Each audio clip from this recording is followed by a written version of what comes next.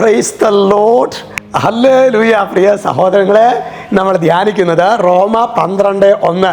അവിടെ വചനം പറയാണ്, ആകയാൽ സഹോദരരെ, ദൈവത്തിൻ്റെ കാരുണ്യം അനുസ്മരിച്ചുകൊണ്ട് ഞാൻ നിങ്ങളോട് അപേക്ഷിക്കുന്നു, നിങ്ങളുടെ ശരീരങ്ങളെ വിശുദ്ധവും ദൈവത്തിന് പ്രീതികരവുമായ സജീവ ബലിയായിട്ട് അർപ്പിക്കുവിൻ. നോക്കൂ, നിങ്ങളുടെ ശരീരങ്ങളെ വിശുദ്ധവും ദൈവത്തിന് പ്രീതികരവുമായ സജീവ ബലിയായിട്ട് അർപ്പിക്കുവിൻ.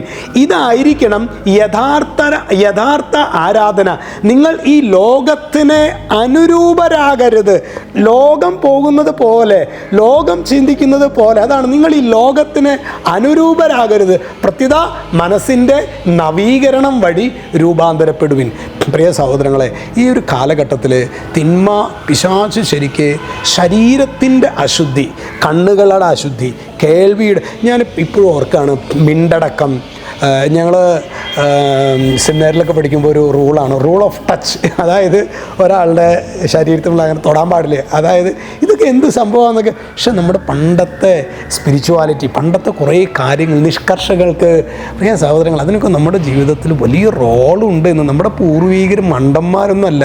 അവർക്ക് ചിലപ്പോൾ ഈ സൈക്കോളജിയുടെയും അല്ലെങ്കിൽ അതിൻ്റെയൊക്കെ കുറേ കാര്യങ്ങൾ ചിലപ്പോൾ അവർക്ക് അറിയില്ലായിരിക്കാം. പക്ഷെ അവർക്കൊരു ദൈവിക ജ്ഞാനം എന്ന് പറഞ്ഞാൽ നമുക്കില്ലാത്തതും നമ്മുടെ പൂർവീകർക്ക് ഉള്ള ഒരു സാധനമാണ് ഈ ജ്ഞാനം.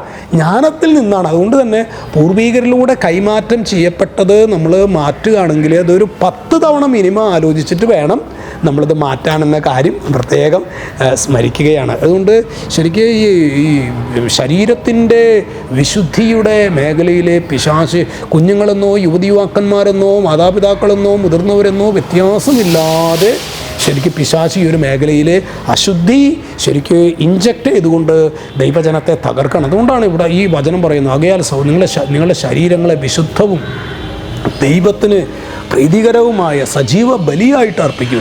ശരീരത്തിൽ അശുദ്ധി ഉണ്ടെങ്കിൽ പ്രിയ സഹോദരങ്ങൾ, അപ്പം തന്നെ ദൈവാരാധന നമുക്ക് മടുപ്പായിട്ട്. ഇത് പറയുമ്പോൾ നമുക്ക് അങ്ങനെ എന്തെങ്കിലും ബലഹീനത ഉണ്ടെങ്കിൽ നമ്മൾ നിരാശപ്പെടാൻ വേണ്ടിയിട്ടല്ല സഹോദരങ്ങളെ. നമുക്ക് അങ്ങനെ ഒരു വീഴ്ചയുണ്ടാകാം. അപ്പോൾ നമ്മൾ എന്താണ് കൂടെ കുമ്പസാരിക്കണം, കൂടെ പ്രാർത്ഥിക്കണം. അതായത് ചെളിക്കൂണ്ടിൽ കിടക്കരുത്. അതായത് ഈ ജഡിക പാപത്തെ ഇനി അടുത്ത കുമ്പസാരം വരെ ഇതങ്ങോട്ട് തുടരാമെന്ന്.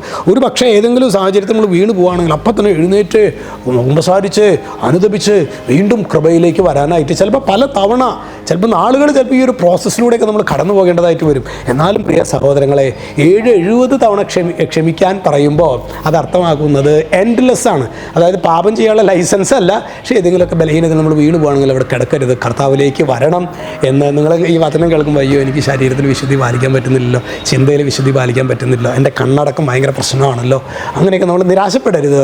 നമ്മൾ കർത്താവിലേക്കുള്ള ക്ഷണമായിട്ട് വേണം ഇതിനെ കാണാനായിട്ട് കേട്ടോ. ഈശോ എല്ലാവരെയും സമൃദ്ധമായിട്ട് അനുഗ്രഹിക്കട്ടെ. രക്ഷിതാവായ യേശു ക്രിസ്തുവിൻ്റെ നാമത്തിൽ ആശീർവദിക്കുന്നു, ഇപ്പോഴും എപ്പോഴും എന്നേക്കും. ആമേൻ.